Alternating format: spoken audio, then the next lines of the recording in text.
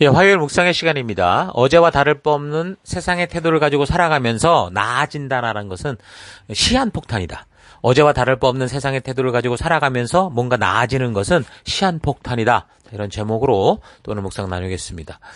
어제 우리는 솔로몬이 처음 집권하면서 한 나라를 경영하며 수많은 백성들을 다스리는 경험이 없어서 그 두려움으로 인해서 스스로 겸손할 수밖에 없는 그런 상황 속에서 기브온 산당을 찾아서 1,000마리의 번제물을 드리는 그런 것과 연관해서 이제 여러 가지를 생각해 봤습니다.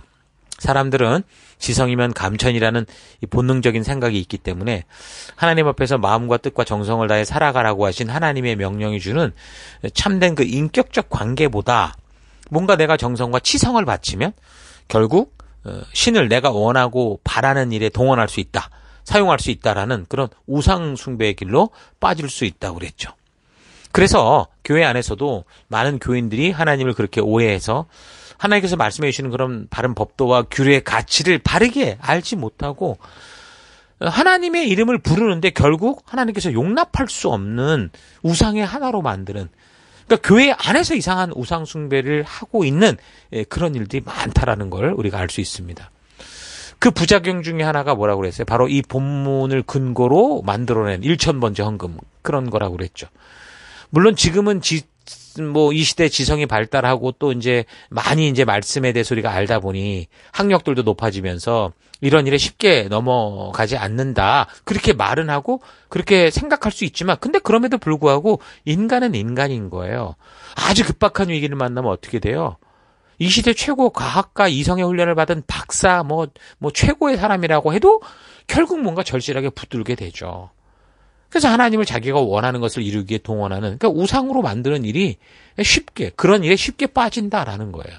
그게 단지 이단에서만 벌어지는 일이 아니라 정통이라고 하는 일반 이 교단에서도 벌어질 수 있다는 거죠. 그래서 이런 사실 잊지 마시고 정말 겸손하게 두렵고 떨리는 마음으로 하나님의 말씀과 법도와 규례를 따라 살아가는 우리가 되기를 바랍니다.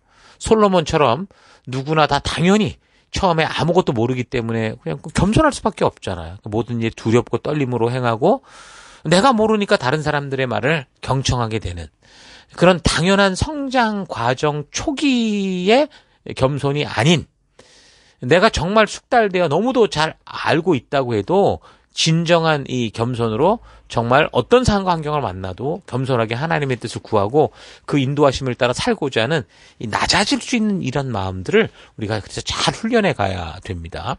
아무튼 본문의 내용을 계속해서 보면 여기서 이제 솔로몬이 1,000번제를 드려가면서 하나님께 간절히 예배를 드린 후 하나님께서 나타나서 너에게 무엇을 줄꼬라고 물으시는 걸 봤어요.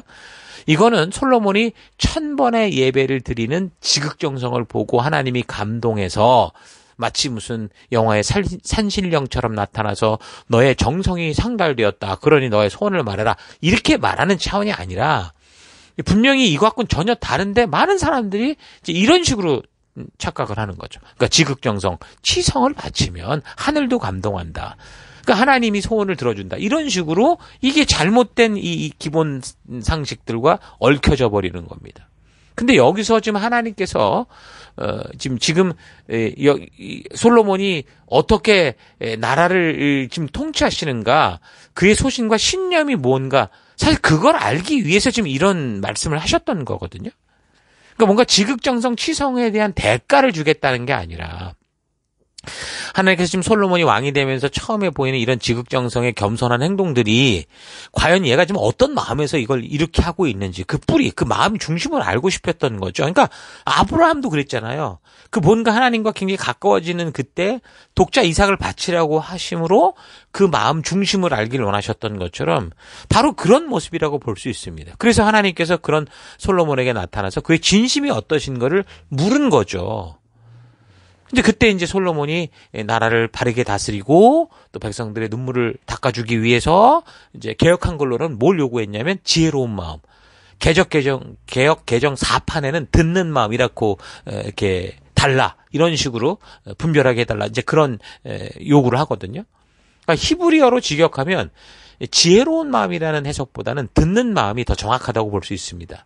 영어 성경들은 대부분 understand로 이렇게 이걸 적고 있는데 원어 사전을 보면 hear, 그러니까 듣다로 되어 있어요. 그러니까 마음을 주시는데 듣는 마음, 레부 사마, 경청의 능력, 분별력을 달라 이렇게 한 거죠. 오늘 이 시대를 살아가며 이성적인 부분들이 많이 발달하다 보니까 정말 어려서 공부를 할 때부터 지혜가 있는 것이 너무 중요하다라는 걸 누구나 다 이제 절실하게 느끼거든요. 그러니까 물론 어느 세대나 다 그러했겠지만 이 시대에는 더더욱 그런 지혜를 받는 게 참 중요하다라고 생각을 합니다. 그래서 원어에 맞는 바른 해석인 듣는 마음보다 그거를 지혜를 달라라는 식의 이런 해석에 꽂혀서 아이들이 이제 고3이 되면 어머니가 지극정성으로 새벽 기도를 나와서 뭐 정성껏 기도하고 헌금 바치면서 좋은 대학 가게 하는 그런 지혜를 달라 이런 식으로 막 끊임없이 기도하는 그런 분들이 있거든요. 그러니까 불교에서 목욕 제기하고 뭐 부처 앞에서 뭐 3,000배를 하고 또 몇천 번 탑도리를 하는 이런 것과 똑같은 행위인 거죠. 그러니까 천지신명이요. 나의 지극정성, 이 정성을 봐서 우리 자녀 좀 지혜 주셔서 잘 되게 해주십시오. 이런 것과 다를 바 없는 그런 행위를 합니다. 그러니까 교회를 다녀도 말씀의 진정한 가치를 모르면 이렇게 타 종교나 미신적인 빠져 있는 사람들이 하는 행동 그대로 그냥 교회 안에서 이름만 바꿔서 그렇게 똑같이 행한다라는 거죠. 그러나 여기 이 구절에서 솔로몬이 강구한 것은 듣는 마음이었어요. 분별력, 경청의 힘이었죠. 상대방이 말하고자 하는 의도를 아는 이 경청의 능력, 그러니까 듣는 마음은 정말 사실 그 듣기만 잘해도 많은 문제를 해결할 수 있는 놀라운 능력이 있거든요. 바르게 들으면 정확히 진단할 수 있죠? 정확히 진단이 되면 그 문제를 바르고 온전하게 해결할 수 있잖아요. 그래서 우리 성도들은 이 하나님이 주시는 이 경청의 능력, 이 말씀의 힘을 가지고 사람을 섬기고 하나님께서 주신 영혼들을 분별하며 하나님 앞으로 인도하는 그런 일에 힘을 써야 돼요. 그러니까 사람들과의 모든 관계에서도 서로 인격적인 관계들이기 때문에, 인격적이기 때문에 가장 중요한 게 뭐겠어요? 서로를 들어주는 경청의 능력인 거예요. 그게 부부 관계에서나 교회 안에서나 어느 뭐 직장에서나 참 경청의 능력은 참 힘이 있는 거죠.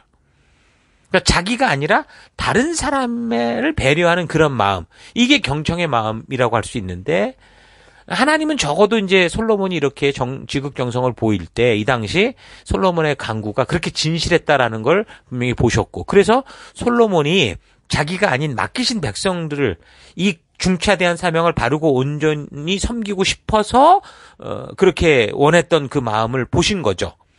그래서 그에게 정말 이런 마음으로 나라를 다스릴 수 있도록, 그래서 너의 아버지 다윗처럼 하나님의 내가 너에게 준 명령과 이 규례를 잘 지켜가라. 그렇게 듣는 마음을 주셨던 거예요. 근데 더불어서 뭐까지 주셨어요? 내용을 보니까 솔로몬이 구하지 않았던 부귀와 영화도 덤으로 주시겠다 하시는 거죠. 이렇게 구하지 않은 부귀와 영화를 주신 이유는 뭘까요? 아유, 하도 기특해서 너 이거 가져라 이렇게 한 게 아니고 주신 모든 것으로 어떻게 하라는, 사명 잘 감당하라고, 백성 잘 섬기고 저들의 눈물 닦아주고 이 하나님의 나라가 이제 이곳에 온전하게 서가니 하나님 나라를 바르게 세워가는 그런 일에 힘쓰라고 그렇게 이제 주신 거죠. 자, 근데 이제 이런 내용을 잘못 해석하면 지극정성 치성을 바치면 말 잘하면 이런 식으로 부귀와 영화와 지혜를 얻는다, 이렇게 이제 착각을 하는 거죠. 여러분 절대 오해해서는 안 됩니다. 자, 어찌됐든 얼마나 사실 솔로몬이 처음에 바른 시작을 했습니까? 그래서 솔로몬이 만약에 이 마음을 잘 끝까지 지켰다면 아마도 아버지 다윗보다 더 위대한 성경의 인물이 돼서 형통한 삶을 누릴 뿐만이 아니라 후대에도 굉장히 좋은 영향력을 미치면서 살았을 것입니다. 그런데 솔로몬은 결과적으로 어때요? 지난 시간 이미 서두에서 말했던 것처럼 이 경청의 능력을 가지고 백성들의 눈물을 닦아준 게 아니고 1,000명이나 되는 여자들의 아우성을 들어주고 눈물을 닦아주고, 그러다가 결국 예루살렘 온 이 천지를 세계 종교 박람회장, 우상 숭배장으로 다 만들어버렸잖아요. 아내로 얻은 이방 여자들이 다 자기가 원하는 신당을 만들어달라고 하니까 어찌나 이런 경청을 잘했는지 하나님 주신 지혜, 그 듣는 마음, 그 좋은 머리를 가지고 백성들의 뼈를 깎아내요. 세금을 짜내요. 노동력을 착취해요. 그래서 이 1,000명의 여자들이 요구하는 세상 우상의 이 신당을 지어주는 그런 짓을 한 겁니다. 12장 4절. 당신의 아버지 솔로몬 왕은 우리에게 많은 세금과 강제 부역의 짐을 지어주었습니다. 이제 이러한 짐을 가볍게 덜어준다면 우리가 당신을 임금으로 섬기겠소. 이게 나중에 이제 솔로몬의 아들이 왕이 되는 자리에서 백성들과 했던 대화 중에 하나인데 이걸 보면 알죠. 이건 분명히 솔로몬이 어떤 삶을 살았다라는 걸 우리가 알게 되는 겁니다. 그러니까 하나님이 그의 마음을 믿어주었던 그 처음에는 솔로몬이 이러지 않았다라는 거죠. 보면은 9장 19절 같은 데 보면 솔로몬이 이제 뭐 요새 성읍에 전차부대 배치하고 뭐 막 이렇게 이 온 나라를 이제 온전히 세워가면서 끝에 보면 뭐라고 그러냐면 9장 19절 언제나 강제노동으로 필요한 인력을 충당했다. 그러나 이스라엘 사람들은 하나도 강제노동에 끌려다니지 않았다. 이제 그 노동에 동원된 사람들은 뭐 그 땅의 원주민이야 아모리 족속, 헷 족속, 브릿 족속, 히위, 여부스 그러니까 가나안 7족속이나 다른 족속들이 이제 했다라는 거예요. 그래서 21절 보면 솔로몬이 이렇게 원주민의 후손들만을 강제노동에 동원하였을 뿐 이스라엘 백성은 오직 군인과 관리와 지휘관과 전차부대 요원 등 책임자의 자리에 있게 했다. 이렇게 분명히 얘기를 하고 처음엔 이랬다라는 거예요. 그런데 이제 나중에 여자에게 빠지면서 이제 우상숭배에 빠져들고 그러니 저들이 원하는 우상 신당 쥐어주겠다고 결국에는 이제는 백성들의 고육을 짜내는 그런 짓을 하게 됐다라는 거죠. 그러니까 다윗을 보면 평생 전쟁 속에 살았다고 하면 솔로몬 같은 경우는 평생 이제 건축을 하면서 살았다고 볼 수 있는데 예루살렘 성전을 짓는 것만 7년 걸렸죠. 그리고 그 이후에 이제 자기 궁전을 지을 때는 또 다른 건축물로 13년이 걸렸고 그렇게 보면 벌써 20년이야. 그러니까 40년 통치 기간 동안 반은 공식적으로 성전과 자기 궁정 짓는데 썼던 거예요. 그럼 그 20년 반 말고도 또 남은 20년은 뭘 했겠어요? 여자들에게 우상신당 줘주느라고 이렇게 백성들의 고육을 짜내는 그런 짓을 해서 그게 계속 건축한다고 그렇게 시간을 보냈던 거예요. 나중에 솔로몬이 죽고 그래서 백성들이 그의 아들이 왕이 될 때 이런 얘기를 솔직하게 한 거죠. 당신 아버지는 많은 세금과 강제 부역의 짐을 우리에게 지어줬다. 너가 이렇게 안 하면 정말 나는 너를 임금으로 섬기겠다. 그러니까 솔로몬은 예루살렘에 그 많던 금은 보아도 결국 모자랐던 거죠. 그래서 백성들에게 엄청난 세금과 강제 노동까지 시켜가면서 자기 욕심과 욕정대로 사는 그런 삶을 고집했던 겁니다. 솔로몬의 처음 시작은 참 겸손함으로 시작했지만 결국에는 솔로몬의 이 잘못된 이 선택으로 잘못된 삶 그걸 반복하다 욕심과 욕망에 빠져 그렇게 이제 절망의 길로 가는 겁니다. 특히 솔로몬이나 이 사울왕의 이야기를 대하면서 우리는 이 어쩔 수 없는 겸손, 그러니까 아무것도 가진 것도 없고 실력도 없으니까 겸손할 수밖에 없는 그런 겸손의 모습과 진짜 겸손을 잘 분별해야 돼요. 정말 아무런 실력도 경험도 능력도 없어서 그 겸손해 보이는 것은 사실 겸손이 아니고 삶의 처세술이죠. 내가 뭐 모르니까 모른다고 하는 것뿐이라는 거예요. 그러니까 사울왕이나 솔로몬이나 처음에는 정말 아무 실력도 능력도 경험도 없었기 때문에 그렇게 겸손할 수밖에 없었고 그렇게 보였는데 근데 나중에 보면 그게 진짜 겸손이 아니더라는 거예요. 그냥 실력 없고 정말 스스로 할 수 있는 게 아무것도 없어서 그냥 그렇게 했구나 이렇게밖에 우리가 생각이 안 드는 거죠. 바로 이런 사실을 우리가 잘 분별할 수 있어야 됩니다. 그러니까 진정한 겸손은 정말 이제 실력이 생기고 모든 것이 갖추어져서 스스로 충분히 자기 힘으로 뭔가를 할 수 있는 그때 결코 자신의 실력이나 재산이나 능력에 의지하지 않고 자신을 철저히 낮추고 하나님께서 그런 자신을 통해 일하시는 것을 진짜 고백하고 그 하나님의 뜻을 따라가는 바로 그런 모습을 진정한 겸손이라고 할 수 있습니다. 지금도 아마 우리 20대들은 어떤 면에서 굉장히 많이 겸손할 거예요. 왜냐하면 이제 사회에 나갈 그 준비를 해야 되는 그 마지막 단계에 정말 자기가 가진 게 하나도 없고 실력도 부족하고 너무 쟁쟁한 사람들이 많다 보니 굉장히 겸손해 보일 수 있어요. 근데 사실 그 겸손은 진정한 겸손이라고 할 수 없죠. 그냥 자기 형편이 그러니 내가 이렇습니다라는 그런 고백일 뿐일 거예요. 근데 이제 여러분들이 어쨌든 이제 20대 후반이 되든 30대가 되든 직장에 취업을 하기도 하고 또 여러 가지 이제 뭐 사업도 하기도 하면서 뭔가 이제 열심히 하면은 분명히 좋은 결과들이 와요. 하나님이 축복해 주시고 이제 인도해 주심으로 그런 결과가 오는데 이제 그때 보면 이제 다 알죠. 그 보면은 제가 볼 때도 30대, 40대 때 특히 성공하는 그런 길에 선 사람들이 얼마나 교만한지 몰라요. 겉으로는 겸손한 척 하다가도 만약에 누군가가 자기를 무시하는 것 같거나 아니면 그렇게 느끼거나 이럴 때 아주 무서운 사람으로 돌변하는 걸 우리가 볼 수 있습니다. 네, 그런 거죠. 그래서 우리가 바로 그런 때 뭔가 내가 성공을 맛보고 그래도 이렇게 하면 잘할 수 있겠구나라는 생각이 드는 그런 때에 어떻게 돼요? 정말 겸손할 수 있는 우리가 될 수 있도록 우리가 늘 삶 속에서 늘 이런 이 말씀의 가치를 따라 순종하는 그런 길로 나아가야 되는 것 잊지 마시기 바랍니다. 자, 그래서 이제 어찌됐든 우리는 이 솔로몬의 화려한 시작을 보여주는 3장을 통해서 솔로몬이 이제 막 시작을 하는 그 화려한 이야기들이 나오지만 결국은 이제 쭉 가다 보면 결국 11장에서 그는 너무 비참한 인생이 되고 마는 이 결과. 그래서 그 정확한 원인, 왜 어디서 방향이 이렇게 틀어졌는가? 하나님을 향한 방향이 왜 잘못된 세속과 욕심으로 틀어져서 왜 그 좋은 머리로 그 축복을 가지고 이상한 짓을 했을까? 이 원인들을 우리가 잘 분별하고 그래서 역사의 방향을 잘못된 것으로 꺾어버리게 됐던 그 원인을 우리가 잘 살피고 우리가 깊이 되새길 수 있기를 바랍니다. 자, 오늘 하루 나는 내가 하나님 앞에서 바르게 살고 온전히 사는가 하는 그 기준을 내 삶이 조금 나아지고 어제보다 풍요로워지고 생각지 못한 행운들이 따르고 있는가 이런 거에 두고 있는. 그러니까 내가 뭘 많이 가지고 내 일이 그냥 대로가 펼쳐지는가 이걸로 따지고 있는지 아니면 어떤 상황과 환경에도 상관없이 정말 하나님의 법도와 그 가치관이 나를 그 어두운 곳에서도 걷게 하고 있는가. 바로 거기에 가치를 두고 가고 있는가 좀 차분히 생각해 봤으면 좋겠습니다. 대부분 복을 받았는가 아닌가 하는 기준에 대해서 다 가진 거, 소유를 갖고 따지죠. 재물이 많아지고 또 하는 일마다 어려움 없이 잘 풀리고 자기가 별로 한 것도 없는데 자신에게 유리한 일들이 많이 생기는 이런 것들로 평가를 합니다.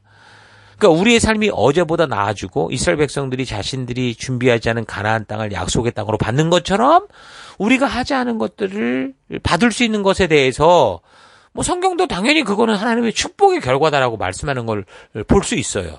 그러나 그 약속으로 받은 젖과 꿀이 흐르는 가나안 땅을 취함에 있어서도 사실 그 현실을 보면 어땠습니까? 이스라엘 백성들은 빼앗기지 않기 위해서 성난 황소처럼 달려드는 그 가나안 땅의 원주민들, 그 7 족속들과 싸워야 됐어요. 목숨 걸고. 그러기 위해서 승리를 위해서 또한 하나님의 법도와 규례가 인도하는 길을 철저히 걸어가야 됐습니다. 어제보다 나아지는 삶이 축복이지만 어제와 다를 바 없는 세상의 태도를 살아가고 있는데도 이게 나아지고 있다라는 건 뭐라는 거예요? 모든 것을 한순간에 날려버릴 위험이다. 시한폭탄과 같다라는 거죠. 또한 내가 하나님 앞에서 열심히 살고자 하는 것은 그건 축복인데 그러나 여러 부분에서 대부분 온전히 행하는 것 같은데 사실은 또 아주 작은 다윗이나 솔로몬처럼 어떤 작은 여자의 부분이나 재물의 부분이나 이런 부분에 있어서 하나님께서 하지 말라고 한 행동을 지금 반복적으로 하고 있다라고 한다면 그 또한 뭐가 되는 거예요? 미래의 시한폭탄이 되는 거죠. 여러분 그러므로 뭔가 일이 잘 풀리고 문이 활짝 열릴 것 같을 때 특별히 더 하나님의 말씀에 귀를 기울이고 무엇보다 하나님의 법도와 규례의 기준을 따라 살아가는 우리가 될 수 있기를 바랍니다. 각자의 삶의 현장에서 하나님이 직접 주신 삶의 기준을 버리지 않는 것이 바로 형통의 삶의 비결이다라는 거 잊지 마시고 처음에는 좋았지만 점점 변질돼가는 그런 인생이 아니라 시간이 갈수록 더 고귀해지고 성숙해지고 그래서 살아계신 하나님과 더 가까이 동행할 수 있는 여러분과 제가 될 수 있기를 주의 이름으로 축원합니다. 오늘 하루도 힘내십시오. 잠시 기도하겠습니다. 하나님께서도 늘 우리에게 축복과 복을 약속해 주시는데 무엇보다 하나님과 동행하는 삶을 살 때 하나님이 창조주로서 주신 그 법도와 규례의 가치를 따라 살 때 그 축복이 열매로 풍성해지는 것을 외면하고 자꾸 하나님은 빠지고 축복을 받는 힘만을 요구하며 살아왔던 삶 회개합니다. 하나님께서 우리를 향한 생각은 평안이지 저주나 징계가 아니라는 사실을 잊지 않고 우리 주님이 주신 법도와 규례를 기뻐하며 그 안에서 참된 생명의 길을 걷는 내가 되기 원합니다. 하나님이 주신 것은 모든 것이 축복일 터인데 그 축복 속에 내가 원하는 욕심을 섞어서 결국 그 축복이 독이 되고 마는 일들이 없도록 작은 것에서도 늘 깨어 우리 주님이 인도하시는 그 길로 나아가는 내가 되기를 원합니다. 하나님, 말씀대로 변화되는 게 없는데 내 삶이 자꾸 나아지고 있다라는 것은 오히려 위험한 미래의 시한폭탄이 될 수 있다라는 거 잊지 않고 오늘 내가 어떤 어려움에 처해 있든 어제와 다른 나, 어제보다 더 하나님의 말씀의 가치를 닮아가는 나인가를 늘 점검하며 그래서 우리 하나님이 이루실 거룩한 꿈을 꾸며 나아가는 우리가 될 수 있도록 주님 역사하여 주옵소서. 그런 길, 참된 복, 참된 축복이 무엇인지를 분별하는 귀한 하루 될 수 있도록 하나님 이끄시고 인도하심을 감사드리고 예수님 이름으로 기도했습니다. 아멘.